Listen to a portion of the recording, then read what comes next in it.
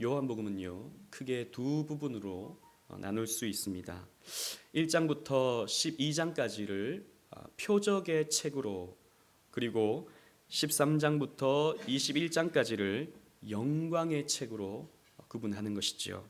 그래서 1장부터 12장까지는 7가지의 표적이 나옵니다. 그리고 13장부터는 예수께서 십자가를 지시면서 영광을 받으시는데 그 영광의 내용들이 기록되어 있는 것이죠. 그래서 우리가 지난 1장부터 지금까지 여러 표적들을 살펴보았는데 이 요한복음 앞부분에는 총 7가지의 표적이 나타납니다. 첫 번째 표적은 물로 포도주를 바꾸시는 표적이고, 두 번째 표적은 왕의 신하의 아들을 고치시는 표적이며, 세 번째 표적은 38년 된 병자를 고치시는 표적이었습니다. 그리고 네 번째 표적은 오병이어로 5,000명을 먹이시는 표적이었고, 다섯 번째 표적은 그 풍랑이 있는 바다 위로 예수님께서 걸으시는 표적이었으며, 마지막으로 우리가 지난번 살펴보았던 여섯 번째 표적은 날 때부터 맹인된 자를 고치시는 표적이었습니다. 이런 표적들은 어떤 기적 자체의 의미가 있는 것이 아니라 그 표적을 행하시는 예수님이 어떤 분이신지, 또 예수님은 어떤 사역을 하시는 분이신지를 가르쳐주는 표적이었지요. 오늘은 이 표적의 책의 마지막 표적, 즉 7번째의 표적이 일어나고 있는 상황을 담고 있는 본문입니다. 우리가 잘 알고 있듯 유대인들은 7이라는 숫자를 굉장히 중요시 여겼습니다. 하나님이 이 세상을 창조하실 때 며칠 동안 창조하셨습니까? 7일 동안 창조하셨죠. 그 7이라는 숫자는 창조가 완성되는 하나님의 숫자이고 완전한 숫자라고 유대인들은 여겼습니다.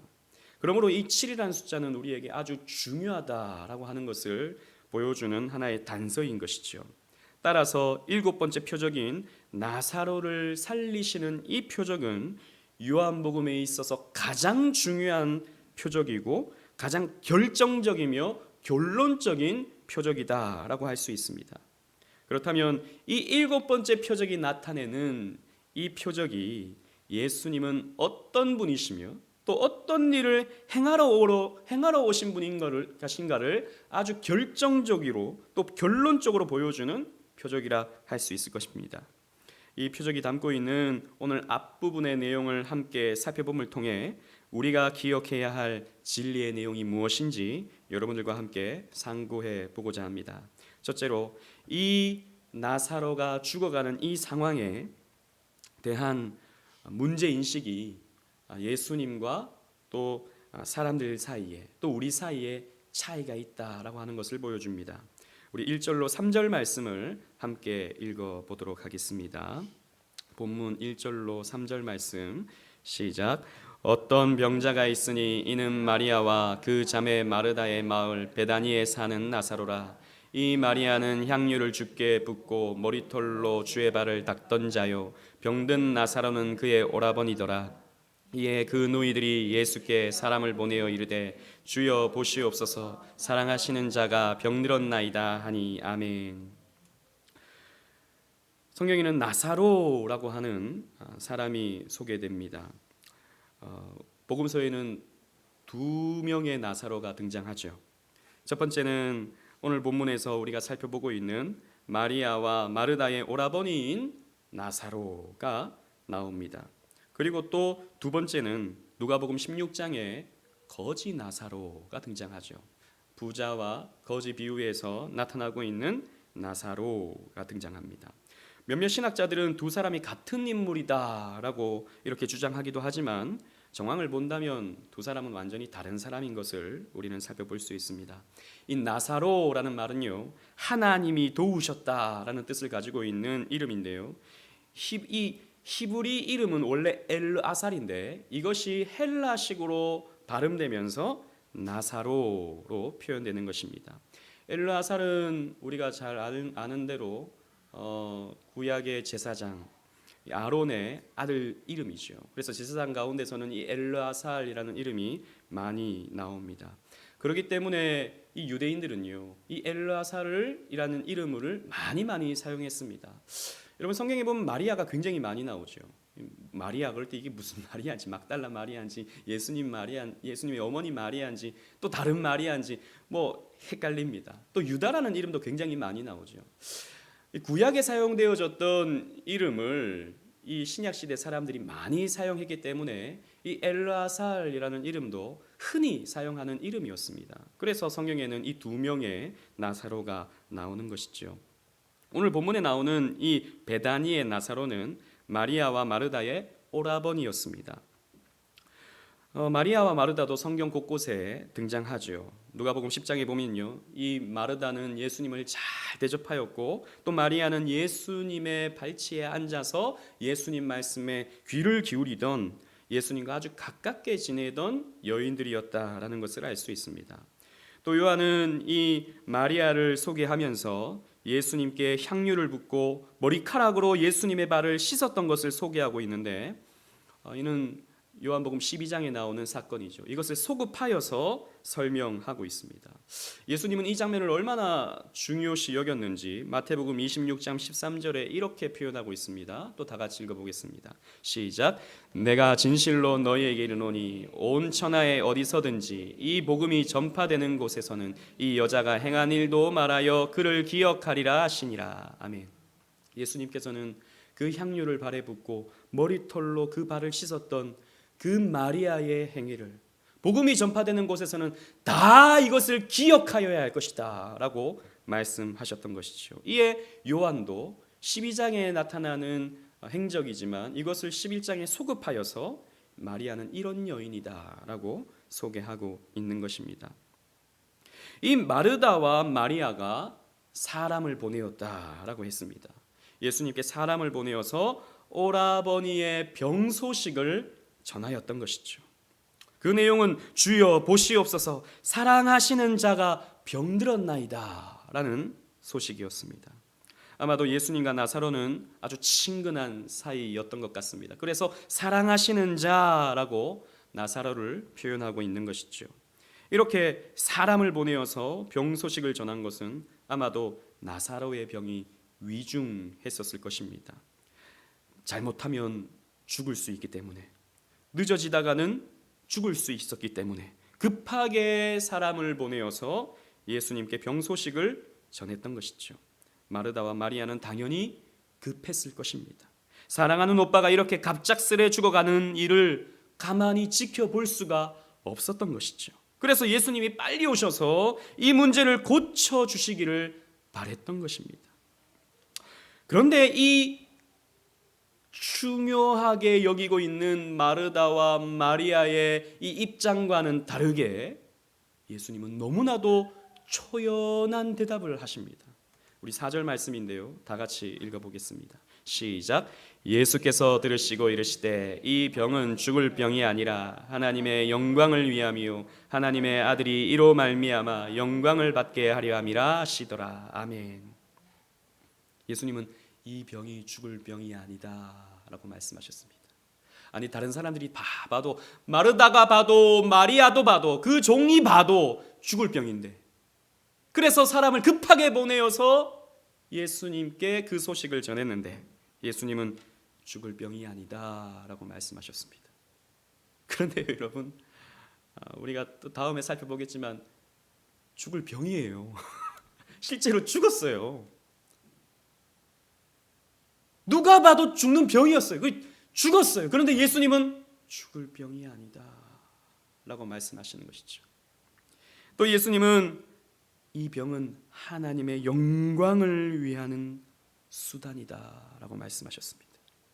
또 뿐만 아니라 하나님의 아들이신 자신이 이로 말미암아 영광을 얻게 될 것이다 라고 말씀하셨습니다.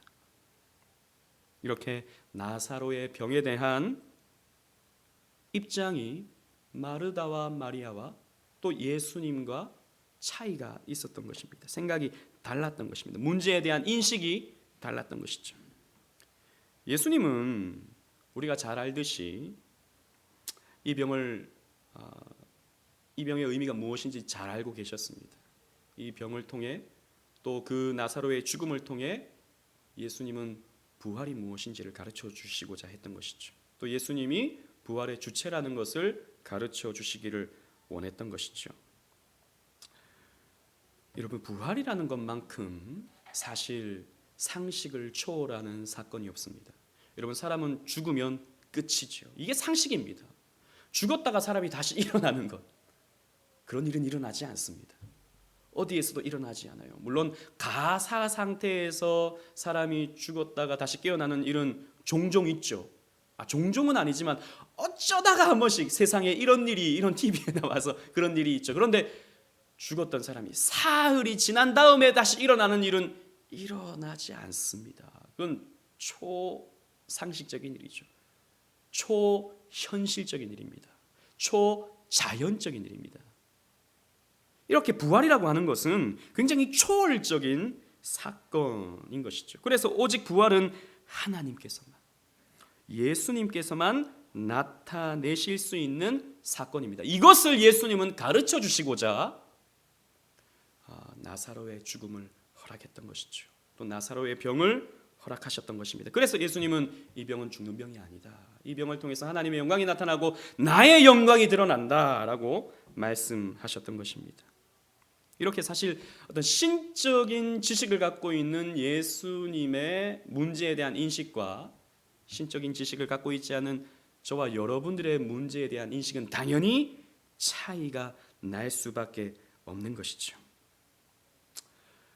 여러분, 그렇기 때문에 이런 문제에 대한 제한된 인식을 갖고 있는 우리는 문제 앞에서 쉽게 당황하고, 때로는 좌절하고, 때로는 아파하고 힘들어하는 것은 당연할 것입니다. 그런데 문제가 우리의 삶 속에서 필요하다라는 것을 오늘 본문이 또 가르쳐줘요. 여러분, 6번째 표적, 7번째 표적 우리가 다 살펴봤는데 이 표적들이 나타나기 전에 선행되는 것은 꼭 문제가 주어집니다. 여러분 생각해 보십시오. 첫 번째 표적에서는 잔치집에 포도주가 떨어지는 문제가 발생했습니다. 두 번째 표적에서는 왕의 신하의 아들이 죽을 병에 걸리는 문제가 발생했습니다. 세 번째 표적에서는 38년 된 병자, 38년 동안 문제를 앓고 있었던 사람이 나타납니다.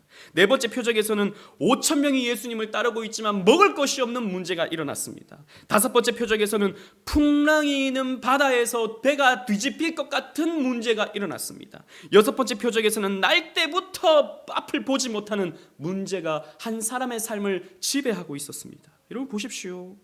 하나님의 영광이 나타나기 전에는 필연적으로 문제가 선행되고 있습니다. 그러므로 우리의 삶에 나타나는 문제라는 것은 하나님의 시각에서 보았을 때, 우리 입장에서 봤을 때는 정말 피하고 싶은 것이고 답답한 것이고 일어나지 말았으면 하는 문제이지만, 하나님의 시각으로 보았을 때는 그것이 하나님의 영광이 나타나는, 하나님이 보여주시는 예고편과 같은 거예요. 여러분, 영화를 보기 전에 어떤 예고편 같은 것들을 우리가 보잖아요. 그 예고편은 결말을 보여주지 않아요. 다 궁금한 장면까지만 딱 보여주고 coming soon 이렇게 끝나버립니다. 그럼 그 다음이 너무 궁금하죠. 여러분, 우리의 삶에 나타나는 문제라는 것이 하나님의 시각으로 보았을 때 딱 그것이라는 것입니다. 우리는 그 어떤 문제가 일어나면 이게 왜 나한테 일어났지? 이거 좀 피하고 싶은데, 빨리 좀 끝났으면 좋겠는데, 이거 나한테 왜 일어났지? 내가 뭐 문제가 있나? 이런 생각이 우리는 들지만, 사실 그 다음 이야기가 우리에게 주어진다라고 하는 하나님의 사인이 바로 우리의 삶에 일어나는 문제들이다라는 것이죠.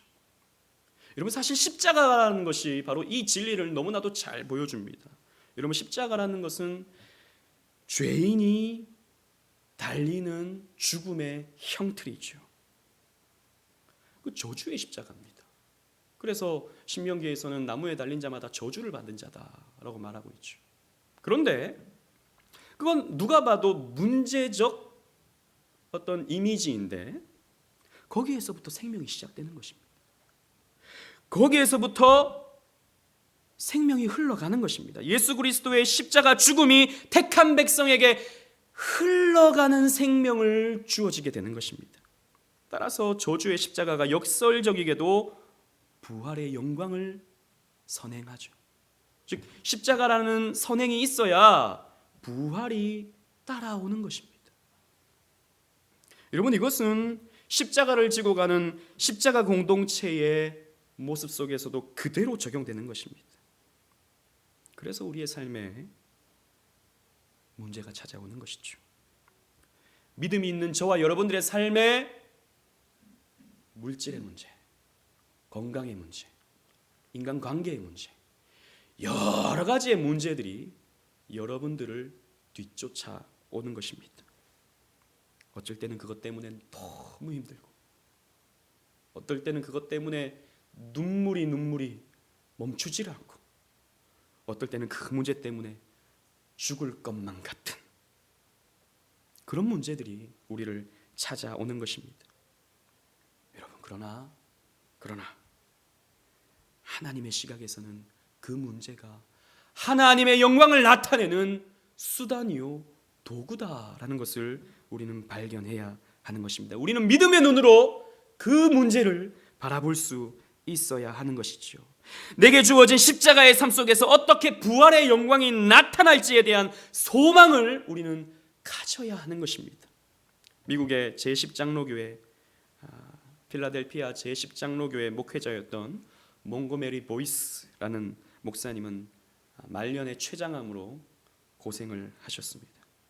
그래서 수많은 사람들이 목사님을 이렇게 병문안하면서 위로했지요.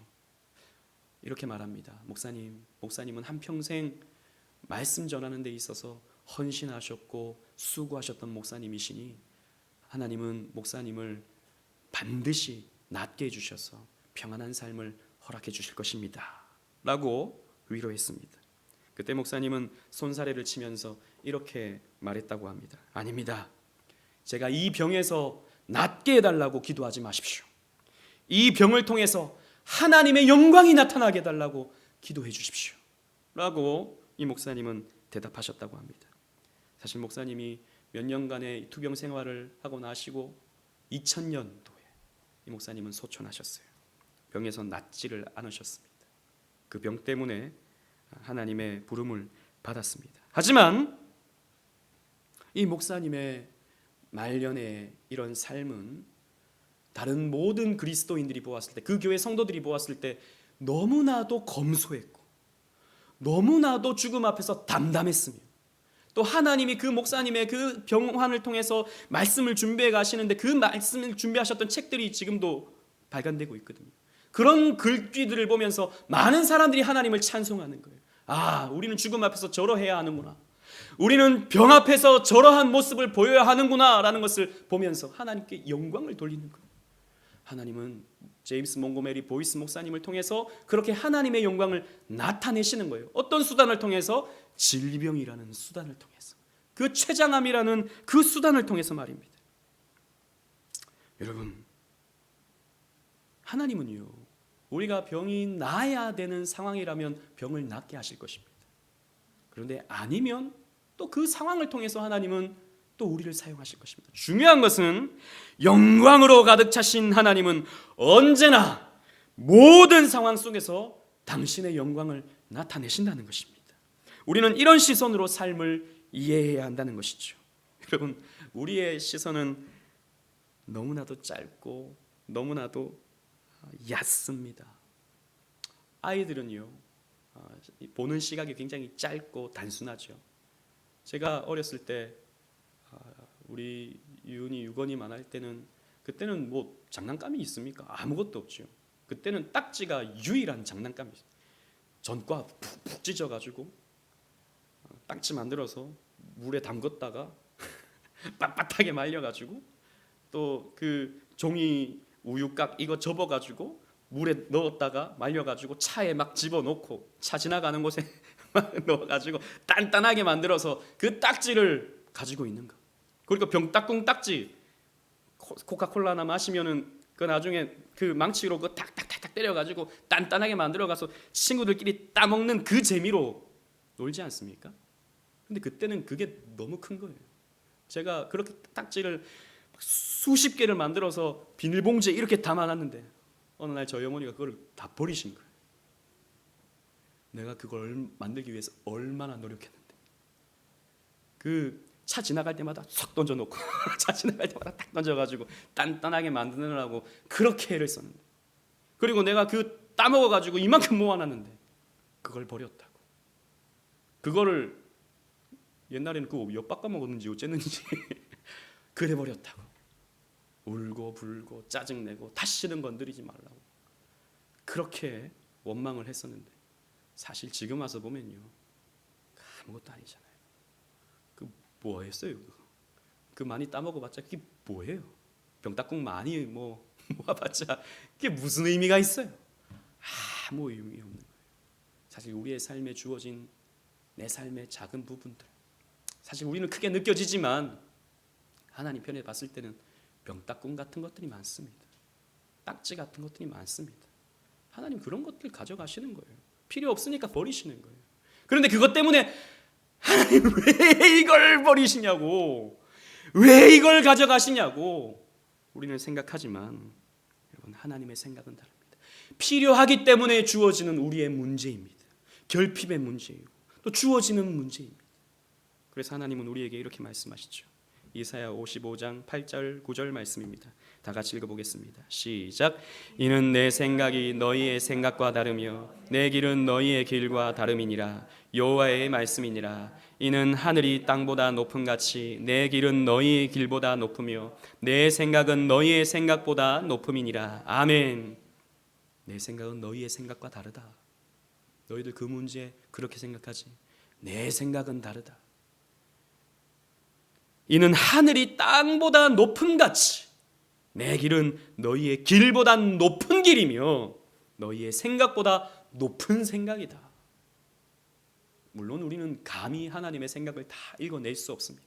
그러나 내게 주어진 하루의 삶이 하나님이 허락하신 삶이라면, 그분이 나를 사랑한다라고 하는 믿음의 확신이 있다면 그분은 나에게 가장 좋은 것을 주신 것입니다. 내 생각과는 다르다 하더라도. 그래서 우리는 하나님의 시각에서 오늘 내 삶에 주어진 문제를 바라볼 수 있어야 한다는 것입니다. 또 우리는요, 때에 대한 예수님과 우리의 바람의 차이가 있습니다. 우리는 지금 이루어지기를 바랍니다. 하지만 예수님의 때는 우리의 때와 다르다라는 것이죠. 우리 5절 7절 말씀을 함께 읽어보겠습니다. 시작. 예수께서 본래 마르다와 그 동생과 나사로를 사랑하시더니 나사로가 병들었다 함을 들으시고 그 계시던 곳에 이틀을 더 유하시고 그 후에 제자들에게 이르시되 유대로 다시 가자 하시니. 아멘. 예수님은 마르다와 마리아 그리고 나사로를 평소에 사랑하셨습니다. 당신의 백성들을 다 사랑하셨겠지만 예수님의 공생의 기간 동안에 특별히 아끼시고 친밀하게 지내셨던 것이죠. 그런데 이런 위급한 중에서도 예수님은 바로 나사로를 찾아가지 않으시고 이틀을 더 유하셨습니다.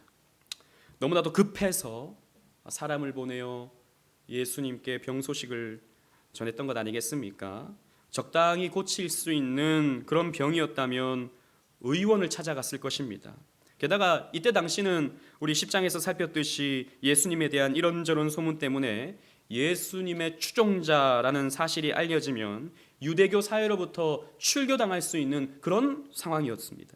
그래서 굉장히 조심해야 하는 그런 상황이었는데, 이렇게 사람을 보내어서 예수님을 찾고 예수님께 이 소식을 전했던 것은, 그래서 예수님이 자기의 집에 오기를 원했던 것은 굉장한 위험을 감수한 그런 행위였습니다.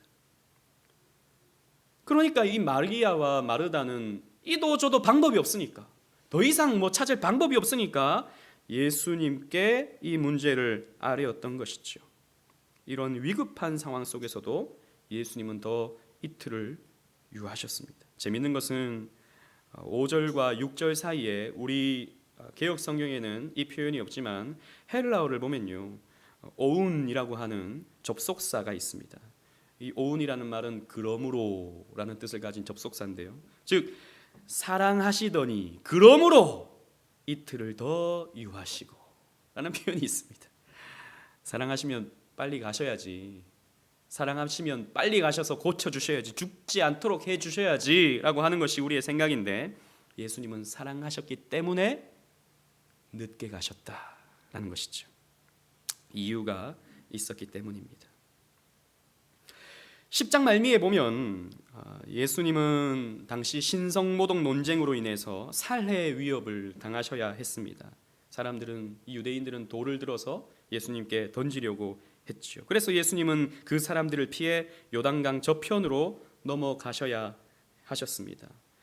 베다니는 예루살렘 가까이 있는 마을입니다. 그래서 예수님이 베다니로 가시려고 하면 강을 건너셔서 하루도 안 되어서 사실 이 베다니에 도착하실 수 있는 상황이었지요.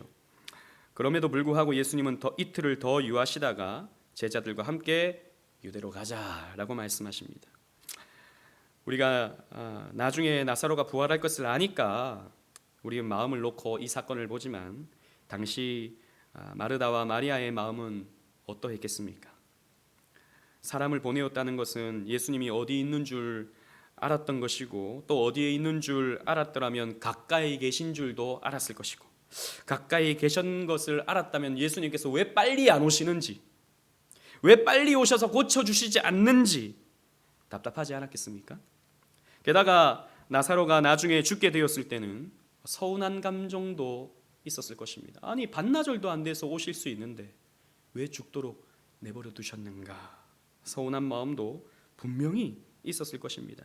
그래서 21절 본문을 보면요, 이 마르다가 예수님께 이렇게 말합니다. 마르다가 예수께 여짜오되 주여 여기 계셨더라면 내 오라버니가 죽지 아니하였겠나이다. 주께서 여기 계셨더라면 내 오라버니가 죽지 않았을 텐데 라고 이렇게 예수님께 서운한 감정을 드러내는 것이죠. 그러나 예수님이 영광을 드러내셔야 하는 때가 있으신 것입니다. 예수님의 영광은 죽음의 상황에서 부활을 나타내심으로 드러내시는 것이었기에 예수님은 나사로가 죽을 때까지 기다리셔야 했던 것이죠. 예수님은 나사로가 부활할 때를 맞이하시고자 하셨던 것입니다. 이렇게 예수님의 때와 우리의 때는 다릅니다. 어머니 마리아가 예수님께 뭔가 해주기를 바랬을 때 예수님은 이렇게 말씀하시죠. 요한복음 2장 4절 말씀입니다. 읽어보겠습니다. 시작. 예수께서 이르시되 여자여 나와 무슨 상관이 있나이까, 내 때가 아직 이르지 아니하였나이다.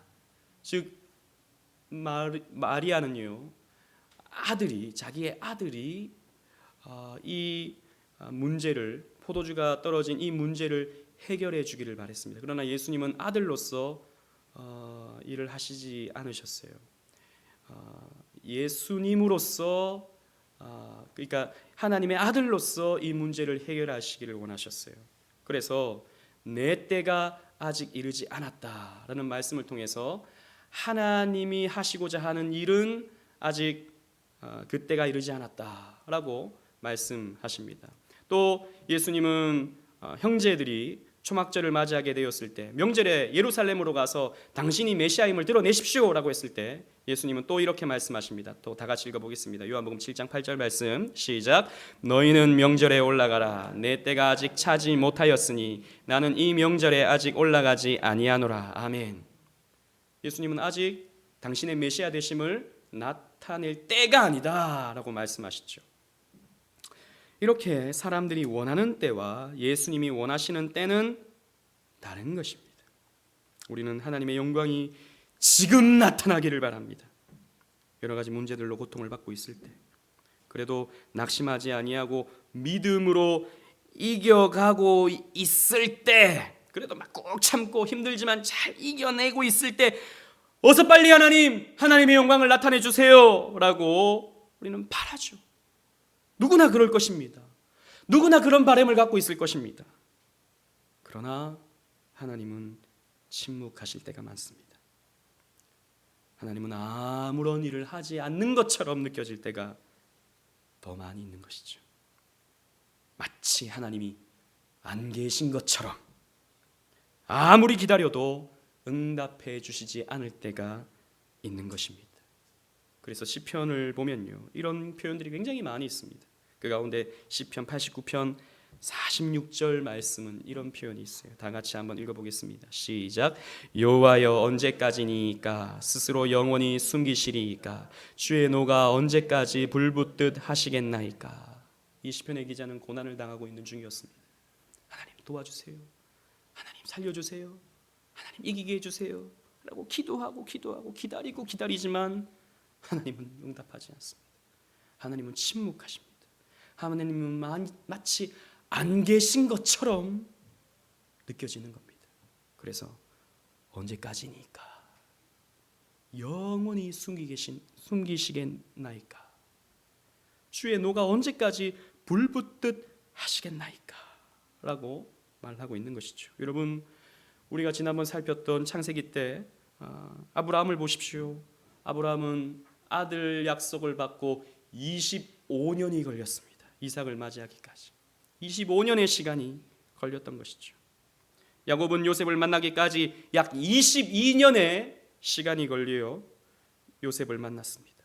모세는 광야에서 40년의 시간을 보내야 했고, 다윗 역시 40여 년, 그 젊은 날을 한평생 다윗을 피해 도망다니면서 광야 생활을 해야만 했습니다. 주님의 때까지 기다리고 기다려야 했던 것이죠. 그러나 이들은 결국 하나님의 영광의 때를 맞이했었습니다. 하나님의 때는 반드시 오는 것이죠. 하박국 2장 3절 말씀은 우리에게 이렇게 말씀하고 있습니다. 다 같이 읽어보겠습니다. 시작. 이 묵시는 정한 때가 있나니 그 종말이 속히 이르겠고 결코 거짓되지 아니하리라. 비록 더딜지라도 기다리라. 지체되지 않고 반드시 응하리라. 아멘. 무너지고 있는 그때 당시에 이 이스라엘과 유대 땅을 보면서 아니 하나님 왜 침묵하십니까? 저런 악한 나라들이 저렇게 득세하고 있는데 왜 하나님은 말씀하지 아니하시고 역사하지 아니하십니까? 왜 불신자를 들어서 이 이스라엘을 고통받게 합니까? 수치를 당하고 있는 거예요. 이 불신자들이 와서 하나님이 어디 있냐? 라고 성전을 회파하고 이스라엘 사람들을 노예로 끌고 가고 있는 이 상황 속에서 아무리 말씀을 하나님께 올려드려도 하나님은 대답하지 않고 역사하지 않는 거예요. 그러나 그때 하나님이 한 말씀을 하시죠. 이 하박국 선지자에게 오직 의인은 믿음으로 말미암아 살리라. 답답한 그 상황 속에서, 그 해결되지 않는 그 문제 속에서 오직 의인은 믿음으로 말미암아 살리라. 하박국은 이걸 깨달은 거예요. 믿음이 필요하구나. 하나님의 때에 대한 믿음이 필요하구나. 그래서 이 묵시는 반드시 이루겠고 더딜지라도 응하리라 라고 하는 말씀을 이스라엘 백성들에게 선포했던 것이죠. 그래서 여러분, 우리 신앙의 삶에는 믿음이 필요합니다. 이 믿음은 어떠한 모습으로 우리의 삶에 나타납니까? 인내로서 나타나는 것이죠. 여러분, 믿으면 우리는 기다려야 합니다. 인내함으로 기다려야 합니다. 히브리서 10장 36절 말씀에 이렇게 말씀하고 있어요. 다 같이 읽어보겠습니다. 시작. 너희에게 인내가 필요함은 너희가 하나님의 뜻을 행한 후에 약속하신 것을 받기 위함이라. 아멘. 인내가 필요해요. 왜요? 하나님의 뜻을 행한 후에 약속하신 것을 받아야 하기 때문에 우리의 삶에 인내가 필요한 것입니다. 여러분, 히브리서 이 서신이 쓰여질 때도 마찬가지입니다. 예수를 믿었는데 그 유대교에서 있다가 예수 그리스도가 나의 주인 줄 알고 믿었는데 이전보다 고난이 더 많은 거예요. 유대교로 있을 때는 이러지 않았는데 예수를 믿으니까 온갖 핍박과 문제가 생기는 거예요. 또 이방인들도 마찬가지입니다. 옛날에 신들을 섬길 때는 그런 문제가 없었는데 예수를 믿으니까 온갖 핍박과 위험과 문제들이 막 발생하는 거예요. 그러니까 이 사람들이 헷갈리는 거죠. 예수 믿는 게 맞는 건가? 예수 믿는 게 이런 거였나? 그래서 다시 유대교로 돌아가고 다시 자기들이 믿던 종교로 돌아가는 일들이 초대교회에 비일비재했습니다. 그래서 썼던 책이 히브리서예요. 히브리서는 그래서 예수 그리스도가 우리의 영원한 대제사장이 맞다. 그분은 우리의 참 메시아가 맞다. 구약에 이런 기록들이 있지 않느냐. 이것을 다 예수님이 다 성취하지 않았느냐. 그래서 너희들 헷갈리지 마라. 너희들 흔들리지 마라. 믿음을 잘 지켜야 한다라고 하는 것이 히브리서의 주된 내용입니다. 그래서 너희들은 인내해야 한다라는 말씀을 주고 있는 것이죠. 여러분, 호주 시드니에 아주 유명한 전도자가 있었습니다. 사실 무명의 전도자였죠. 프랭크 제너라는 사람이었는데요. 이 사람은 원래 해병대에서 군인으로서 근무하다가 그 군대에서 은혜를 받고 자기가 이제 제대를 하면 하나님의 말씀을 전하는 그런 삶을 살아야겠다. 하나님, 제가 앞으로 하루에 10명씩 전도하겠습니다 라는 소원을 했습니다. 그래서 그는 한평생 하루에 10명에게 호주 시드니의 조지 스트리트라는 곳에서 제가 여기 가봤어요. 그 사람을 만나지 못했지만 그 사람은 한평생 복음을 전했습니다. 이렇게 복음을 전했다고 해요. 신뢰합니다. 만약 당신이 오늘 밤에 죽는다면 당신은 천국에 갈 자신이 있으십니까? 예수를 믿어야 천국에 갈 수 있습니다 라는 복음을 전했습니다. 그러나 이 프랭크 제너가 한평생 하루에 10명씩 40년을 전도했지만 단 한 사람도 이 제너의 말에 귀 기울이는 사람이 없었습니다. 그러면서 그는 점점 나이 들어가면서 자신은 열매 없는 열심으로 한평생을 보내었노라 라고 자책을 했었습니다. 그런데 이 사람이 이제 나이 들어서 이제 병을 얻어 이 병상에 눕게 되는 그런 상황에 어떤 목사님이 이 제너를 찾아옵니다. 이 침례교 목사는 제너 씨가 전하는 복음을 들었던 사람이었어요. 그래서 그 무심코 그 조지 스트리트를 지나다가 이 제너의 전도를 받고 내가 지금 오늘 밤 죽으면 천국에 갈 수 있을까? 그 말이 자꾸 머릿속에 각인되면서 그 말 속에 자꾸 답답함이 생기고 또 마음속에 눌림이 생기고 그래서 결국에는 교회를 나가게 되었고 그래서 예수를 믿고 마음속에 평안을 얻게 되어서 결국에는 목사까지 된 거예요. 근데 이 사람이 하나님이 은혜를 주셔서 또 여러 곳에 복음을 전할 수 있는 기회를 주셨는데 이 사람이 영국 런던에서 또 호주의 애들레이드에서 또 호주의 퍼스에서 또 인도의 어느 작은 시골 마을에서 이렇게 선교사로서 복음을 전하는데 거기에서 꼭 만나는 사람이 자기는 호주 시드니에서 조지 스트리트를 지나다가 어떤 사람이 자기에게 복음을 전했는데 당신은 오늘 밤에 죽으면 천국에 갈 자신이 있습니까? 예수를 믿고 천국에 가십시오 라는 이 말 한마디가 자기의 머릿속에서 늘 되뇌어져서 교회를 나가게 되었고 자기가 똑같이 그렇게 예수를 믿게 된 것을 여러 사람들을 만나게 됩니다. 그래서 수소문 끝에 이 프랭크 제너를 찾아서 이 사람을 만나게 되었죠. 그래서 수많은 사람들이 당신의 그 복음 전하는 것을 통해서 예수를 믿게 되었습니다 라는 말을 듣고 그 사람은 씩 웃으면서 하나님의 은혜지요 라고 그 말을 듣고 2주가 지나서 소천했다고 합니다. 여러분, 아주 극적인 이야기죠. 여러분 나중에 뭐 집에 가서 한번 쳐보세요. 호주 전도자 치면 딱 나오더라고요. 그 이야기가 딱 나오더라고요. 뭐 유튜브 영상도 있고 많이 있더라고요. 여러분, 이런 것 아니겠습니까? 극적인 이야기이긴 하지만 사실 우리 그리스도인들의 삶은 이와 같습니다. 지금 당장은 하나님이 침묵하시는 것 같지만 아무 일도 안 하시는 것 같지만 그래서 나는 지금 헛된 시간을 보내는 것 같고 이게 뭔가 싶은 생각이 들기도 하지만 여러분, 하나님은 보이지 않는 곳에서 지금 일하시는 하나님이십니다. 하나님은 우리가 알지 못하는 곳에서 지금 하나님의 구속사의 시간을 지금도 이루어가고 계십니다. 그래서 하나님은 주님의 때에 주님의 방법으로 그 말씀을 이루시고 하나님의 영광을 나타내기를 원하시는 것이죠. 그래서 당장 지금 주님이 일하시지 않는 것 같다고 너무 서운해하지 마시기 바랍니다. 내가 원하는 때에 이루어지지 않는다고 너무 조급해하지 마시기 바랍니다. 여러분, 인내하시기를 바랍니다. 남편은 왜 이렇게 변하지 않는가? 주님의 때가 있는 거예요. 주님의 때가 있는 거예요. 우리 자식은 왜 이렇게 변하지 않는가? 주님의 때가 있는 것입니다. 나는 오늘 나의 삶을 살아가는 거예요. 오늘 내게 주어진 사명을 감당하며 살아가는 거예요. 내가 할 수 있는 일을 해나가는 거예요. 무엇을 가지고요? 믿음을 가지고 인내하며 그렇게 살아가는 것입니다. 사랑하는 오직은혜 교회 성도 여러분, 예수님께서 나타내시는 이 7번째 표적인 나사로의 부활은 예수님이 어떤 분이시고 어떤 일을 하시는 분인지를 명확하게 보여줍니다. 즉 나사로가 살아나는 기적이 이 표적의 주된 목적이 아니에요. 사람이 죽었다가 다시 살아났다라는 놀라운 소식을 전하는 것이 이 표적의 목적이 아닙니다. 예수님께서 부활의 주체가 되시고 우리를 부활시키려 이 땅에 오신 분이다라는 것을 가르쳐 주시고자 예수님은 이 7번째 표적을 나타내 보여주시는 것입니다. 여러분, 이것은 하나님의 영광을 가장 잘 나타내는 결정적인 표적이었죠. 이 표적을 이루어 가심에 있어 예수님은 우리와 생각이 다르다, 우리의 문제 인식이 다르다라는 것을 보여줍니다.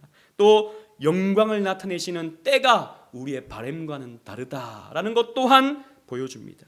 이렇게 부활은 우리의 상식과 우리의 현실과 우리의 자연 질서를 초월하는 것입니다. 그러기에 우리의 생각과 다른 현실과 다른 문제가 오늘 우리 앞에 놓여지게 될 때 그 문제 뒤에 숨어 있는 하나님의 영광을 우리는 바라봐야 할 것입니다. 그 영광을 바라보면서 오늘의 삶을 잘 인내합시다. 그렇게 살아가면 하나님은 우리의 삶 속에서 놀랍고도 기이한 하나님의 영광을 나타내실 것입니다. 이 믿음을 가지고 오늘을 살아가는 저와 여러분들 되시기를 주님 이름으로 축원합니다. 아멘.